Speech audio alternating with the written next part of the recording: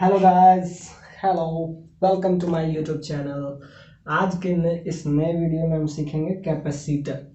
मेरा एक नया टॉपिक आज से शुरू हो रहा है। बोर्ड पॉइंट ऑफ व्यू से भी बहुत इम्पोर्टेंट है और बाकी कॉम्पिटिटिव पॉइंट ऑफ व्यू से भी ये बहुत इम्पोर्टेंट है, कैपेसिटर। अब इसके बारे में हम थोड़ा सा बात करेंगे। कैपेसिटर होता क्या है?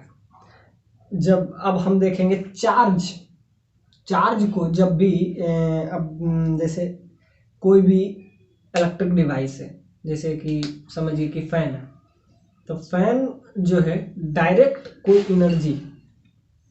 एनर्जी ये डायरेक्ट कभी भी बैटरी से नहीं लेता है। पहले जो भी आता है इधर से वो सबसे पहले कैपेसिटर में आता है। तो कैपेसिटर क्या करता है? कैपेसिटर का काम ये है कि ये एनर्जी को स्टोर करता है। एनर्जी को स्टोर करता है। सबसे पहले ये चार्ज होता है, सबसे पहले ये कैपेसिटर के पास आता है, फिर कैपेसिटर से ये फैन में जाता है। तो बीच का एक मीडियम बन जाता है आपके लिए कैपेसिटर, जिसको कंडेंसर भी कहते हैं। फैन में कंडेंसर होता है, उसे कैपेसिटर कहते हैं। हर डिवाइस में कैपेसिटर लगा रहता है। कैपेसिटर का काम ये है कि उसको पावर देना, और वो भी बिना रुके। तो ये जो है, ये कैपेसिटर जो होता है बैटरी और डिवाइस के बीच में हमेशा लगा होता है। तो ये क्या होता है, जब भी आता है इधर से एनर्जी, तो पहले क्या होता है, कैपेसिटर चार्ज होता है।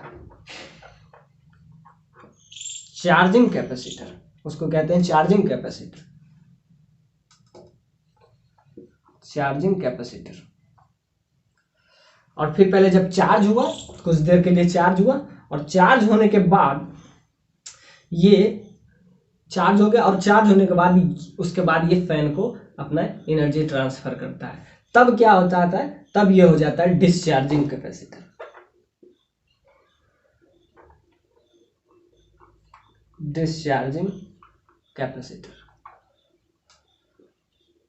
तो पहले ये चार्ज होता है, उसके बाद ये डिस्चार्ज होता है। यही प्रोसेस कंटिन्यूअसली चलते रहता है, यानी कि ये प्रोसेस हमेशा चलता है। तो ये चार्जिंग और उसके बाद डिस्चार्जिंग, तो चार्जिंग और डिस्चार्ज, उसके बाद ये फैन में जाता है और उसके बाद फैन मूव करता है। तो ये पूरा सिस्टम से होके जाता है। तो इसीलिए हमको ये चार्जिंग कैपेसिटर पढ़ना है, डिस्चार्जिंग पढ़ना है। अब हमको इसमें क्या क्या पढ़ना है कि कितने टाइम में वो चार्ज होता है, इसका एक एक्सपोनेंशियल ग्राफ बनता है, वो हम देखेंगे। उसी को जितने टाइम में ये चार्ज हो जाता है, तो उसको कहते हैं चार्जिंग कांस्टेंट। उसको टाइम कांस्टेंट इसमें करेंगे, वो हम आगे चर्चा करेंगे। तो ये सिंपल मीनिंग है कि कैपेसिटर का यूज क्यों बढ़ा।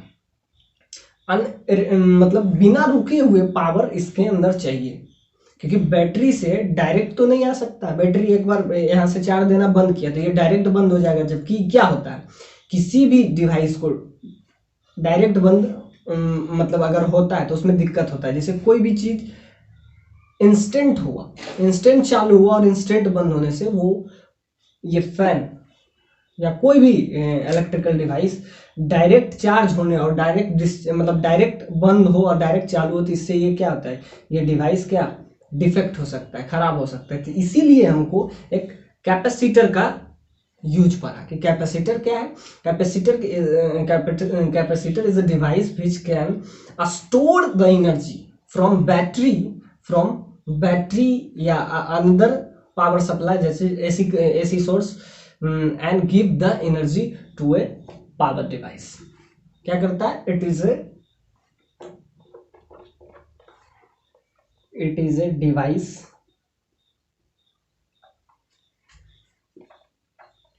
which stored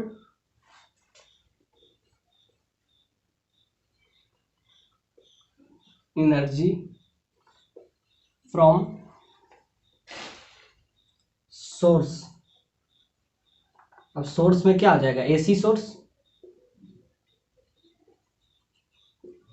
क्या करता है, ये एक ऐसा डिवाइस है जो कि एनर्जी को स्टोर करता है, या एनर्जी को स्टोर करता है, और स्टोर करने के बाद ये डिवाइस को ट्रांसफर करता है। तो देखिए, इसके सिंपल सा बात है कि एसी सोर्स ये सोर्स है, एसी सोर्स, जो कि आपका ये पावर आता है वायर में, तो ये इसके और इसके बीच में एक ये डिवाइस है जो कि इसको कैपेसिटर कहते हैं। तो ये क्या होता है, पहले क्या होता है, चार्जिंग कैपेसिटर बनता है, कुछ देर के लिए चार्ज होता है और चार्ज होने के बाद ये डिस्चार्ज होता है। यही प्रोसेस चलते रहता है, चार्जिंग डिस्चार्जिंग, चार्जिंग डिस्चार्जिंग। और इसके बारे में हम पढ़ेंगे कि अब टाइप्स ऑफ कैपेसिटर की, कैपेसिटर तो बहुत तरीके का हो सकता है, किसमें कितना चार्ज मतलब ज़्यादा आएगा कम आएगा, उसका शेप क्या होगा, साइज क्या होगा, चार्ज का डिस्ट्रीब्यूशन क्या होगा, किस मतलब इसके बारे में अभी हम टोटल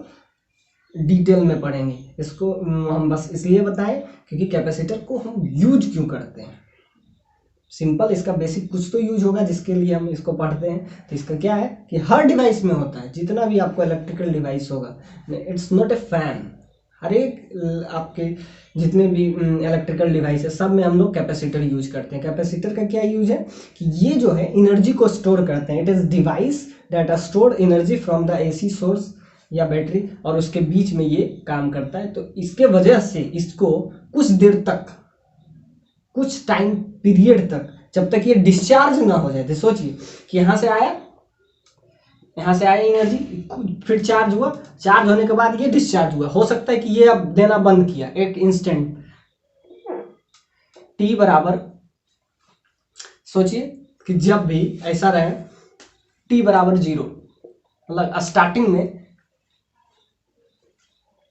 टी बराबर 0, स्टार्टिंग टी बराबर 0 पे ये यहाँ से एनर्जी रिलीज किया और यहाँ पहुंचा, तो क्या हुआ, कुछ टाइम सेकंड तक, समझिए कि 2 सेकंड तक, टी बराबर 2 सेकंड, 2 सेकंड्स में ये चार्ज हुआ, एग्जैक्टली चार्ज हो गया 2 सेकंड के बाद। और 2 सेकंड के बाद ये क्या हुआ, जब तक चार्ज हुआ उसके बाद यहाँ पे पहुंचा, 2 सेकंड में ये क्या चार्ज हो गया, और उसके बाद ये इसको दिया, तो क्या हुआ, ये डिस्चार्जिंग फिर बन गया। तो क्या हुआ, ऐसे आ रहा है, उसके बाद टी बराबर इन्फिनिटी, सिंपल सा बात है, टी बराबर 0 पे ये काम नहीं करेगा। तो ये क्या होगा, capacitor is use as a power cut when T is equal to 0। जब टाइम 0 होता है तो ये किसका रोल करता है, ये इसका जो रेजिस्टेंस होता है, हम पढ़े हैं रेजिस्टेंस टी बराबर 0 पे, टी बराबर 0 पे कैपेसिटर का रेजिस्टेंस क्या हो जाता है, इन्फिनिटी का रेजिस्टेंस इन्फिनिटी हो जाता है।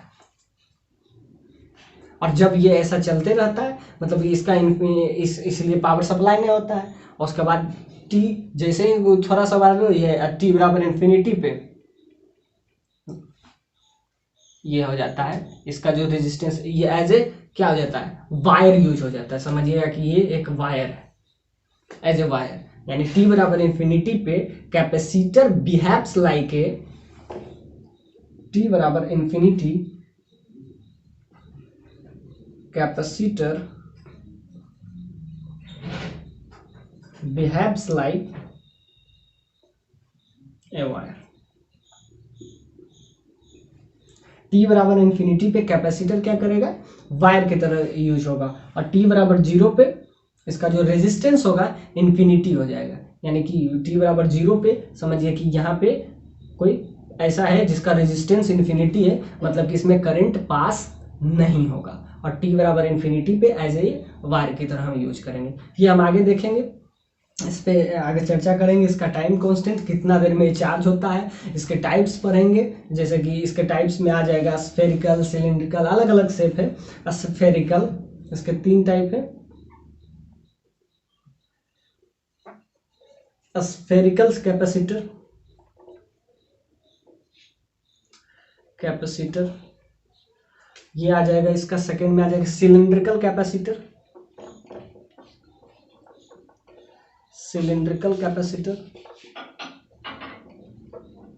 फिर आ जाएगा आपका पैरेलल कैपेसिटर,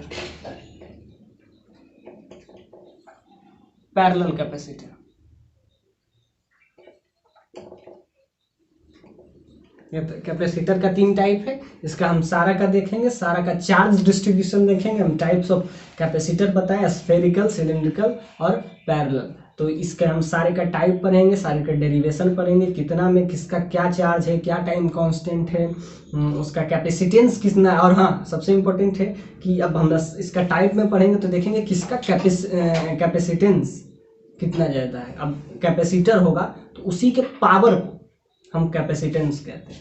कि अब जैसे रेजिस्टेंस पढ़ते हैं वैसे इसमें कैपेसिटेंस पढ़ेंगे कि किसका कितना कैपेसिटेंस है। सिंपल सा बात है। आगे हम इसके पूरा लेक्चर हम कैपेसिटर पे ही रखेंगे, इसके बेसिक जितना भी हम होगा इसी लेक्चर को रखेंगे।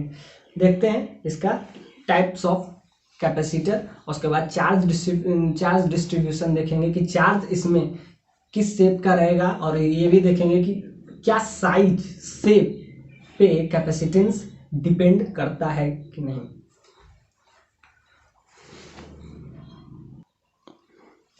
आइए हम कैपेसिटर का और देखते हैं। इसका हम पहले एक लिख लेते हैं। एक तो ये डेफिनेशन है, अब इसका हम एक और डेफिनेशन, स्टैंडर्ड डेफिनेशन हम इसका लिख देते हैं कैपेसिटर का। It is a device. अब इसका स्ट्रक्चर किस तरीके से होता है, तो दो कंडक्टर के बीच में the combination of two conductor, the combination of two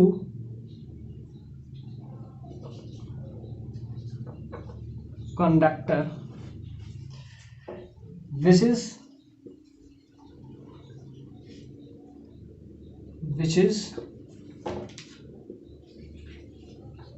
very close to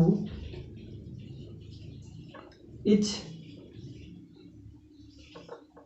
other. मतलब दो कंडक्टर के कॉम्बिनेशन और जो कि बहुत ही क्लोज में सेपरेटेड हो। जैसे कि हम जब बात करेंगे पैरेलल प्लेट कैपेसिटर, तो ये दो फेस रहेंगे पैरेलल, दोनों के बीच का डिस्टेंस स्मॉल डी। तो दो इसमें क्या यूज करेंगे हम, कंडक्टर, दोनों कंडक्टर रहेगा और कंडक्टर के बीच में डिस्टेंस वेरी स्मॉल डिस्टेंस। और इस टाइप के अरेंजमेंट को हम क्या बोलते हैं, कैपेसिटर। और कैपेसिटर अब हम देख रहे हैं तो कैपेसिटर में क्या है, the combination of two conductor which is very close to each other, then it is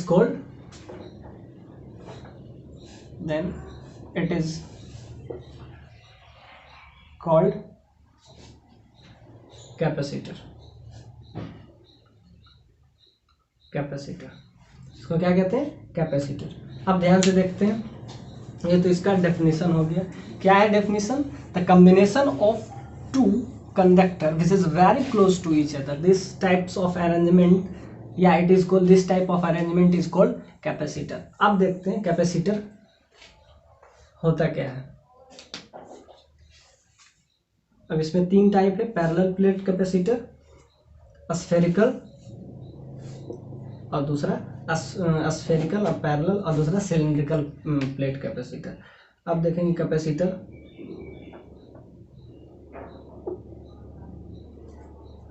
Q is directly proportional to V।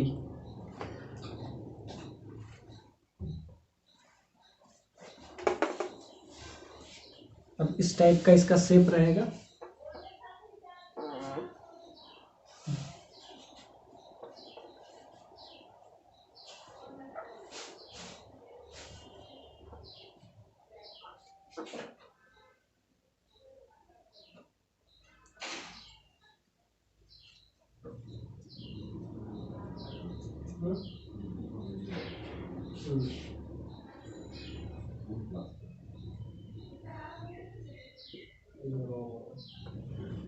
इस टाइप का टॉप प्लेट रहेगा, दोनों के बीच का डिस्टेंस रहेगा। अब देखिए इसमें इंपॉर्टेंट ये है कि Q is directly proportional to V, मतलब चार्ज जो होगा उसके पोटेंशियल के डायरेक्टली प्रोपोर्शनल होगा।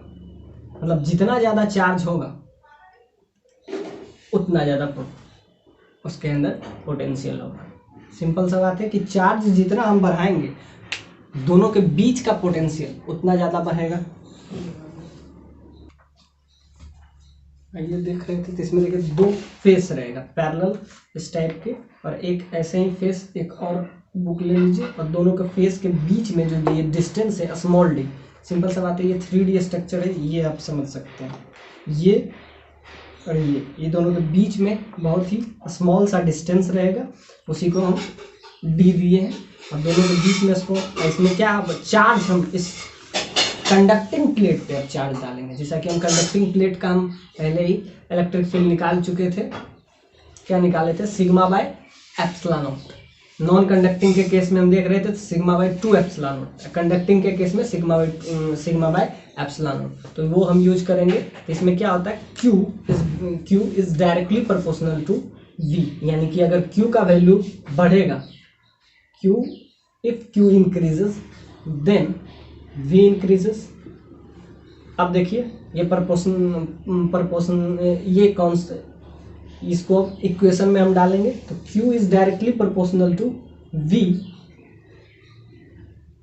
तो Q is equal to CV। अब हम कोई कांस्टेंट तो हमको डालना ही पड़ेगा, तो ये कांस्टेंट टर्म जो है ये V है, यही इसका क्या होता है, इस कैपेसिटर के, इस पैरेलल प्लेट कैपेसिटर का क्या हो जाएगा, कैपेसिटेंस, या कोई भी कैपेसिटर का कोई भी स्ट्रक्चर हो सकता है, ये तो हम कुछ स्टैंडर्ड बता दिए, इसमें कोई भी इसका स्ट्रक्चर हो जाता है। टू कंडक्टर्स को आप वेरी क्लोज टू क्या है, the combination of two conductor which is very close to each other, उसका शेप कुछ ऐसा भी हो सकता है, बहुत तरह का कैपेसिटर बन सकता है, और इसके बीच में आपको क्या डी डिस्टेंस देना है, और चार्ज इस पे हम देंगे, तो चार्ज क्या होता है, Q is directly proportional to V, उसके पोटेंशियल के डायरेक्टली प्रोपोर्शनल होता है, और Q जो इक्वल हो जाता है, ये इक्वलिटी प्रोपोर्शनल साइड को इक्वलिटी में हम कन्वर्ट करेंगे तो यह CV, यहाँ जो C है, C को ही हम क्या लिखते हैं, कैपेसिटेंस ऑफ कैपेसिटर।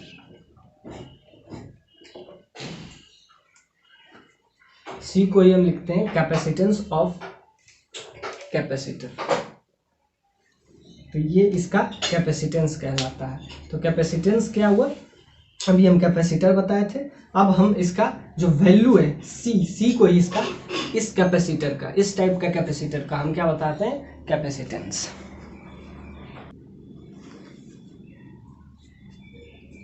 अब हम देख लिए कैपेसिटेंस तक इसका देख लिए, अब हम देखते हैं इसका SI यूनिट, कैपेसिटेंस का SI यूनिट, यानी C जो यहाँ पे है वही इस कैपेसिटर का कैपेसिटेंस होगा। अब हम इसके टाइप देखेंगे, पहले हम इसका एक बेसिक सा चीज देखते हैं, SI यूनिट।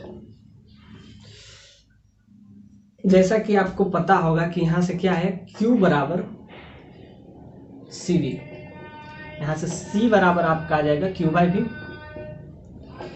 C बराबर Q बाई V, Q का क्या होता है, कूलम, इसको C से डिनोट कर देते हैं, कूलम बाई वोल्ट, इसका हो जाएगा कूलम, इसका हो जाएगा वोल्ट। इसी का एक नया नाम हम लोग देते हैं फैराड।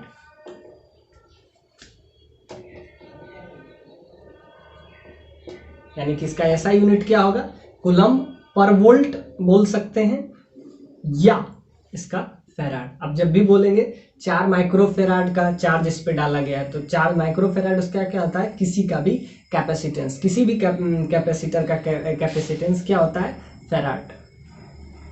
तो अब आगे हम यही यूज करेंगे, कूलम पर वोल्ट बोलिए या डायरेक्ट, इसका ऐसा यूनिट अगर आपसे पूछे तो फैराड या कूलम पर वोल्ट भी कह सकते हैं, और इसका क्या है, फैराड। तो आगे हम फैराड यूज करेंगे। तो देखते हैं हम टाइप्स ऑफ कैपेसिटर। आइए देखते हैं अब टाइप्स ऑफ कैपेसिटर। सबसे पहला और जो कि इम्पोर्टेंट है, पैरेलल प्लेट कैपेसिटर।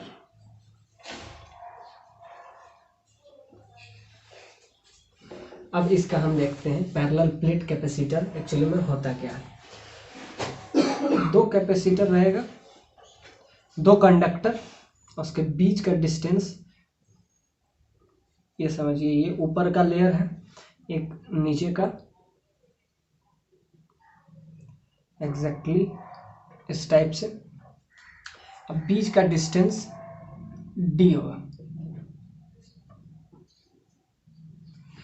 बीच का डिस्टेंस d है। जैसे इस पे हम चार्ज q डालते हैं, इस पे एग्जैक्टली -q डालते हैं, जो कि d डिस्टेंस पे होगा, इसी को हम कहते हैं पैरेलल प्लेट कैपेसिटर। और दोनों के बीच का डिस्टेंस क्या है, स्मॉल d।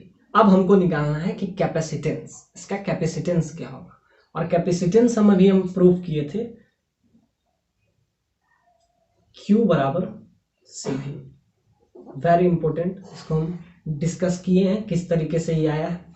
अब हम इसका यूज करेंगे Q बराबर CV का। तो हमको क्या कैपेसिटेंस के लिए क्या क्या चाहिए, अब ध्यान से देखिए, capacitance is equal to V by Q। अब हमको उसका पोटेंशियल निकालना है। अब यहाँ लिख देते हैं, Q क्या है, Q है चार्ज, C क्या है, capacitance of capacitor, capacitance of capacitor. और यहाँ पे V क्या है, V आपका हो जाएगा पोटेंशियल, पोटेंशियल बिटवीन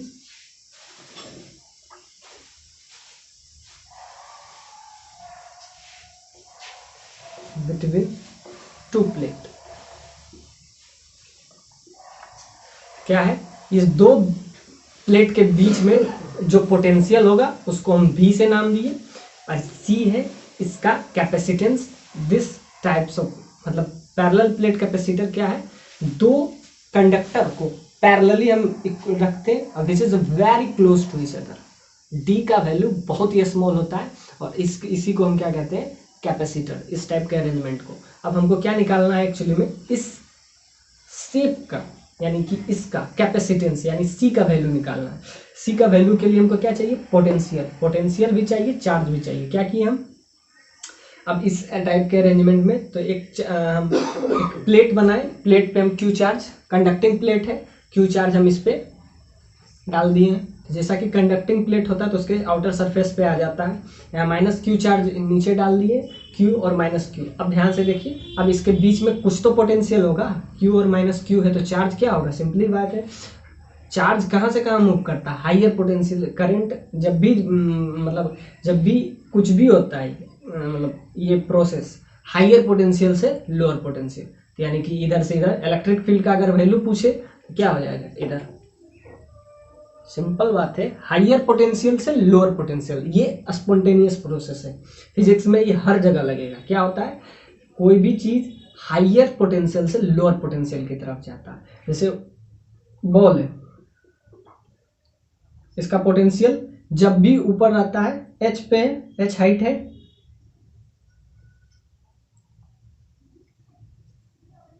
तो इसके पास पोटेंशियल, अगर ये कैपिटल H है तो इसके पोटेंशियल हो जाएगा mg कैपिटल H। यही जब ये बॉल यहां पहुंचेगा तो इसका हाइट क्या हो जाएगा, स्मॉल h, तब इसका पोटेंशियल क्या हो जाएगा, mg स्मॉल h। तो क्या हुआ कि जब भी हम किसी भी कोई भी स्पॉन्टेनियस प्रोसेस होता है तो क्या होता है, पोटेंशियल हमेशा हाइयर से लोअर जाता है। यानी कि ऊपर पोटेंशियल इसका, इस बॉल का पोटेंशियल, इसका अगर 1 नाम देते हैं और इसका अगर 2, तो potential of V1 is greater than V2। यानी पोटेंशियल जो फर्स्ट बॉल का है वो ज्यादा है किसके रिस्पेक्ट में, सेकेंड के रिस्पेक्ट में। तो क्या होता है, हमेशा हाइयर से लोअर जाता है। तो सोचिए कि यहाँ पे अगर आप फ्री फॉल करिए तो ये यहाँ पे आ जाएगा, और यहाँ क्यों, क्योंकि इसका पोटेंशियल ज़्यादा है। तो हमेशा ये टेंडेंसी होता है, it is a spontaneous process, कि हमेशा पोटेंशियल लूज करना चाहेगा। तो जब लूज करना चाहेगा तो ये हाइयर पोटेंशियल है, Q चार्ज है, यहाँ पे क्या है -Q चार्ज, तो यहाँ से क्या हो जाएगा, इलेक्ट्रिक फील्ड का डायरेक्शन जो होगा इधर होगा। जैसा कि हम बताए थे कि इलेक्ट्रिक फील्ड क्या होता है, पिछले लेक्चर में हम डिस्कस किए थे सिग्मा बाय एप्सिलॉन नॉट। कब? कंडक्टिंग के केस में। नॉन कंडक्टिंग के केस में हम बताए थे सिर्फ सीट रहे, तो सीट के केस में बताए थे सिग्मा बाय 2 एप्सिलॉन नॉट। ये सब हम पिछले लेक्चर में हम डिस्कस कर चुके हैं, तो इसको हम स्किप कर देते हैं।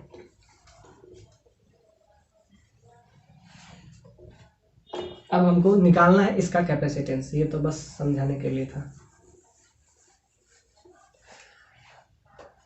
तो देखते हैं कैसे निकलेगा। सबसे पहले इलेक्ट्रिक फील्ड हमको निकालना है, उसके बाद पोटेंशियल निकालेंगे और दोनों को फिर हम डिवाइड करेंगे, तो हमारा क्या आएगा? चार्ज तो क्यू है, तो क्यू तो कांस्टेंट वैल्यू है इसमें, तो हमको क्या निकालना है? पोटेंशियल निकालना है इसका, और सबसे इम्पोर्टेंट चार्ज। अब हम एक नया टर्मिनोलॉजी यूज करेंगे, वैसे पहले भी हम यूज कर चुके थे, सिग्मा। इसको कहते हैं सरफेस चार्ज डेंसिटी। अब हम इसमें, अब देखिए इसका कुछ तो एरिया होगा। सपोज दैट इसका एरिया ए, इसका कुछ एरिया होगा जिसमें ये चार्ज डिस्ट्रीब्यूटेड है। सपोज दैट उसका एरिया कितना है? ए। और इसका क्या हम क्या डिनोट किए? सरफेस चार्ज डेंसिटी सिग्मा है। ये भी हम लेट एज्यूम कर लिए कि इसका सरफेस चार्ज डेंसिटी सिग्मा है। अब सोचिए सरफेस एरिया इसका, अब हम इसके चार्ज निकालेंगे क्यू। क्यू क्या होता है? क्यू सिग्मा क्या होता है? Charge divided by area. अब यहाँ से अगर हमको चार्ज निकालना हो तो यहाँ से आ जाएगा चार्ज बराबर sigma into D S. Area को डी एस ले लेते हैं, ये आ गया हमारा टोटल चार्ज जो कि क्यू के बराबर है। अब हमको यहाँ से क्या निकालना है? इलेक्ट्रिक फील्ड और पोटेंशियल। दो चीज निकालेंगे और चार्ज निकालेंगे, दोनों को अगर डिवाइड कर देंगे, देखिए सिंपल सा बात है, हमको क्या निकालना चाहिए? B, that is potential. हम पहले बता चुके हैं। तो पोटेंशियल निकालना है और हमको चार्ज निकालना है, क्योंकि ये दोनों निकल जाएगा, दोनों को डिवाइड कर देंगे, हमारा ये capacitance of this parallel plate capacitor आ जाएगा। तो अब हमको क्या चाहिए? पोटेंशियल। अब पोटेंशियल के लिए क्या चाहिए हमको? Electric field. इलेक्ट्रिक फील्ड और पोटेंशियल में हम रिलेशन पहले इलेक्ट्रोस्टैट जब पढ़ा रहे थे तो हम डिस्कस किए थे। तो वहां से हम क्या पहले निकालेंगे? इलेक्ट्रिक फील्ड, और उसके बाद हम पोटेंशियल, और फिर पोटेंशियल यहाँ से चार्ज निकालेंगे। सिग्मा इसका क्या है? सरफेस चार्ज डेंसिटी, और दोनों को डिवाइड कर देंगे तो क्या आ जाएगा हमारा? That is capacitance. तो हम वही देख रहे हैं। आइए देखते हैं। तो इसमें हम, जैसा कि पिछले लेक्चर में हम इसीलिए कह रहे थे कि जब तक पिछला लेक्चर आप नहीं देखिएगा ये आपको समझ में नहीं आएगा, क्योंकि हम वही यूज करेंगे। पहले हम इलेक्ट्रिक फील्ड निकालेंगे, जबकि हम पहले से इलेक्ट्रिक फील्ड निकाल चुके हैं। कंडक्टिंग के केस में इलेक्ट्रिक फील्ड का जो वैल्यू होता है हम लाए थे sigma bye epsilon not. Sigma क्या होता है? ये सिग्मा, यहाँ से सिग्मा का वैल्यू निकाले। सिग्मा क्या होता है? Sigma charge divided by area. तो यहाँ चार्ज कितना है? चार्ज यहाँ पे है आपके पास Q charge, Q divided by area, ये आपका हो जाता है सिग्मा। सिग्मा का वैल्यू ये है, तो सिग्मा की जगह पे ये हम लिख दिए। सिग्मा की जगह पे क्या है? चार्ज पर यूनिट एरिया, उसी को हम surface area is called sigma. तो सिग्मा की जगह पे हम लिख देंगे Q by area divided by epsilon not. तो यहाँ से आपका वैल्यू आ जाएगा capital Q by epsilon not and A. ये आपका आ जाएगा यहाँ से किस चीज़ का वैल्यू आ गया? इलेक्ट्रिक फील्ड का वैल्यू। अब हम यहाँ पे लिख देंगे, आई थिंक ये अब हम मिटा देते हैं। यहाँ से आ जाएगा इलेक्ट्रिक फील्ड हम निकाल रहे हैं। इलेक्ट्रिक फील्ड बिटवीन टू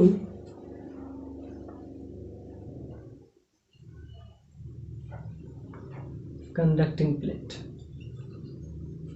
इस कंडक्टिंग प्लेट के बीच में इलेक्ट्रिक फील्ड कितना जनरेट होगा। इलेक्ट्रिक फील्ड का डायरेक्शन तो हम बता दिए थे कि हमेशा क्या होता है, हाइयर। इसको आप ये कह सकते हैं this is a positive terminal, this is negative terminal, यानी कि करंट नीचे बहेगा।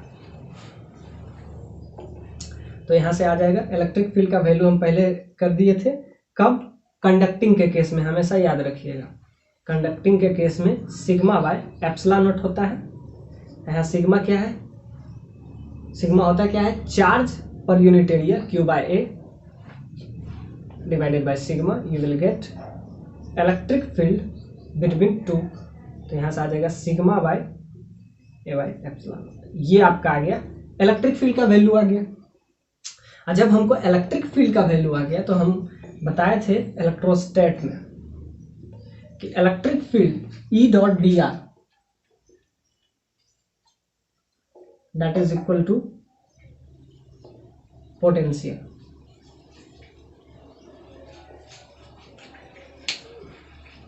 क्या होता है, E डॉट डी आर जो होता है वो उसके पोटेंशियल के बराबर होता है। ये हम पहले बता चुके हैं कि इलेक्ट्रिक फील्ड को इंटीग्रेट करते हैं तो क्या आता है, उसका पोटेंशियल।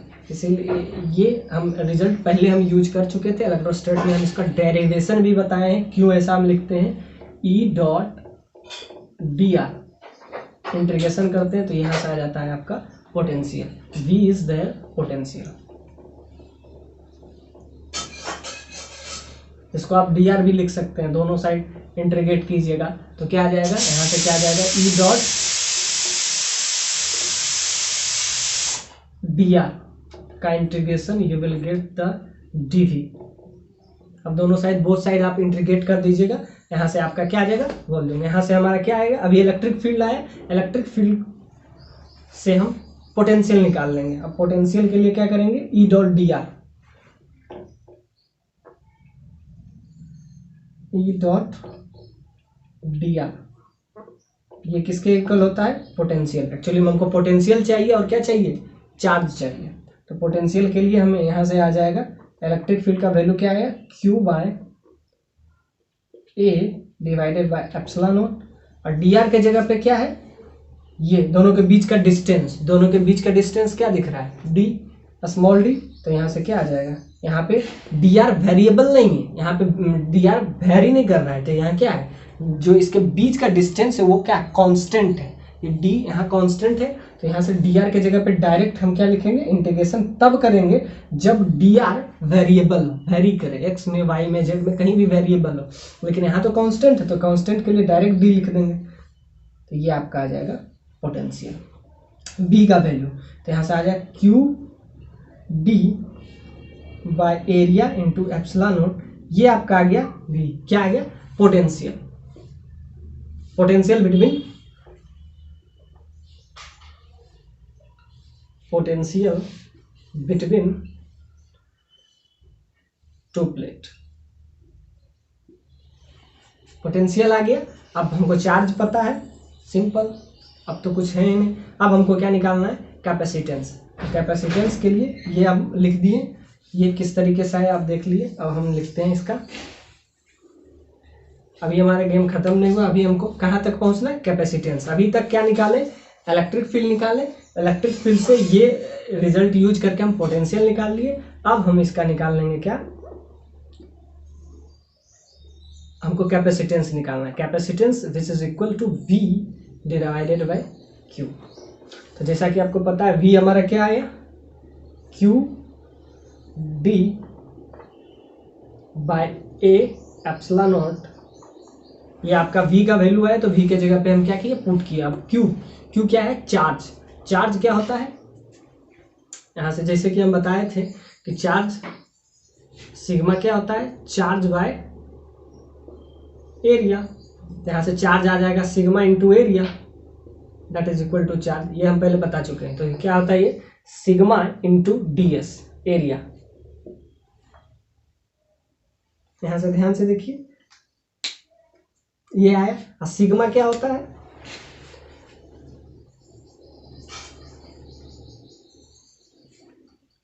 अब यहाँ से आप सिग्मा का वैल्यू या तो इसके टर्म में लिख दीजिए या इसको इसके टर्म में लिख दीजिए, आप डायरेक्ट भी लिख सकते थे। वैसे हम लिख देते हैं सिग्मा का वैल्यू क्या होता है। सिग्मा यहाँ से आप फिर वापस से रख दीजिएगा तो ये आपका सारा कैंसिल होके आ जाएगा Q D by A epsilon not, ये आपका है डिवाइडेड बाय सिग्मा को हम लिख सकते हैं। सिग्मा क्या हो जाएगा, charge Q by A into ए। यहाँ से ध्यान से देखिए ए से ए कैंसिल हो जाएगा और आपके पास रिजल्ट क्या आ जाएगा, ध्यान से देखिए यहाँ पे क्या था, Q D by A epsilon not, ये ऊपर आया बी के जगह पे, क्यू के जगह पे क्या आया था, क्यू के जगह पे सिग्मा। सिग्मा का वैल्यू क्या होता है, Q by A into A. Sigma का वैल्यू क्या होता है, क्यू बाय ए। यहाँ ए से ए कैंसिल हो जाएगा, क्यू से क्यू कैंसिल हो जाएगा, ये यहाँ पे आएगा आपका सी का वैल्यू, दैट इज कैपेसिटेंस। तो यहाँ से आपका आ जाएगा वैल्यू क्या आ गया, सिंपल, यहाँ से आपका वैल्यू आ जाएगा, ए से ए कैंसिल हो जाएगा,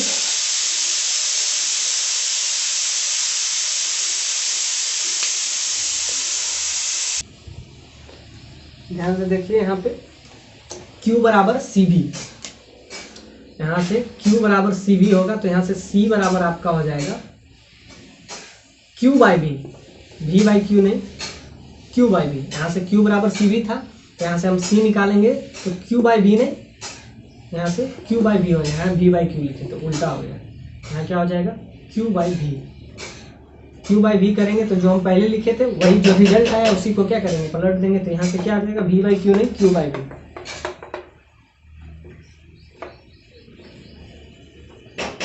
Q बाय V। तो जो नीचे वाला टर्म होगा ऊपर चला जाएगा, ये नीचे वाला जो टर्म होगा सारा ऊपर चला जाएगा, Q by A into A, और ये वाला आ जाएगा Q D by A epsilon not. यहाँ से ए कैंसिल, क्यू से क्यू कैंसिल, तो यहाँ से आ जाएगा ए, क्यू से क्यू कैंसिल, ए से ए कैंसिल, तो ये ए, एक ये ए बचेगा तो ये ए ऊपर चला जाएगा, ए बाई डी। ये आपका आ गया कैपेसिटेंस। तो पैरेलल प्लेट कैपेसिटर का कैपेसिटेंस, अब ये आपका फॉर्मूला हो जाएगा, ये VBI, इसमें स्टार लगा दीजिए। तो अगर अब पूछे, अब इतना सारा ये तो हम प्रूफ बताएं, अब आपको सिर्फ रिजल्ट इसका याद रखना है। रिजल्ट कैपेसिटेंस अब क्या है इसका याद रखिएगा, capacitance A sigma epsilon not by D. यहाँ D क्या है, ध्यान से देखिए, A क्या है, D क्या है, दोनों के बीच का, दोनों कंडक्टर के बीच का डिस्टेंस जो है तो वो D है। एप्सिलॉन नॉट कांस्टेंट वैल्यू है, इसका वैल्यू क्या होता है, एप्सिलॉन नॉट का वैल्यू आपका होता है 8.85 इंटू 10 टू पावर -12। ये रिजल्ट याद रखिए, ये एप्सिलॉन नॉट का वैल्यू है। और क्या है, ए क्या है, एरिया ऑफ इसका, किसी का भी एरिया, ये एक प्लेट होगा ना तो प्लेट का कुछ एरिया होगा, तो ए क्या होगा इसका, surface area of parallel plate. A क्या हुआ, ए यहाँ पे हो गया इसका एरिया, डी क्या हुआ,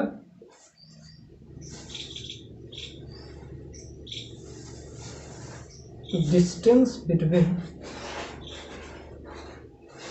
टू प्लेट। डी यहाँ क्या है, दोनों प्लेट के बीच का डिस्टेंस है। ए क्या है, सरफेस एरिया है किसी भी एक प्लेट का, क्योंकि दोनों सेम ही होगा, पैरेलल है, दोनों का एक ही होगा। और एप्सिलॉन नॉट का वैल्यू ये तो हम पहले भी बता चुके हैं, 8.85 10 टू पावर -12। तो ये अब हो गया पूरा पैरेलल प्लेट कैपेसिटर। अब हम इसका प्रूफ बता भी दिए हैं, जो कि बोर्ड पॉइंट ऑफ व्यू से बहुत इंपॉर्टेंट है। बाकी पैरेलल प्लेट कैपेसिटर बहुत ही इंपॉर्टेंट है। बाकी इम्पोर्टेंट अभी हम स्फेरिकल बचा हुआ है, सिलिंड्रिकल बचा हुआ है, उसका भी प्रूफ बना देंगे। और ये बोर्ड के लिए बहुत इंपॉर्टेंट है, चाहे बिहार बोर्ड हो या CBSE, दोनों के लिए बहुत इंपॉर्टेंट है। और आगे हम बताएंगे आपको पोटेंशियल स्टोर्ड इन, अब इसके अंदर पोटेंशियल देखेंगे और ये एक दूसरे पे कितना फोर्स लगाता है, डाइइलेक्ट्रिक। अब इसके अंदर हम कुछ ऐसा डालेंगे जिससे इसका क्या सिंपल सा बात है कि हमको क्या चाहिए, कैपेसिटेंस। अब कैपेसिटेंस भी हम बढ़ाएंगे कुछ ऐसा, इसमें डाइइलेक्ट्रिक कांस्टेंट डालेंगे कुछ ऐसा जिसके वजह से ये एप्सिलॉन नोट का वैल्यू बढ़ेगा। सिंपल सा बात है, सोचिए एरिया तो किसी का बढ़ नहीं सकता है, डी तो कांस्टेंट टर्म है, एरिया किसी का कांस्टेंट है, तो बढ़ क्या सकता है, सिर्फ एप्सिलॉन नोट क्या होता है, किसी का भी मतलब कंडक्टर का एप्सिलॉन नोट बढ़ता है, तो वो हम एप्सिलॉन नोट, अब ये एप्सिलॉन नोट है ना, तो ये हम जो है एब्सोल्यूट वैल्यू लिए हैं। अब हम एप्सिलॉन नोट भी आगे हम बढ़ाएंगे, वो डाइलेक्ट्रिक डाल के, वो अभी हम आगे करेंगे। अभी हमको क्या करना है, स्फेरिकल करना है, सिलिंड्रिकल करना है, फिर हम डाइलेक्ट्रिक डालेंगे, फिर पोटेंशियल निकालेंगे, एनर्जी निकालेंगे, बहुत सारा चलेगा। अभी ये लेक्चर करीब करीब 3 4 5 लेक्चर तो इसमें लगेगा ही, और उसके बाद हम आगे देखेंगे। ठीक है, वीडियो अच्छा लगे लाइक शेयर एंड सब्सक्राइब।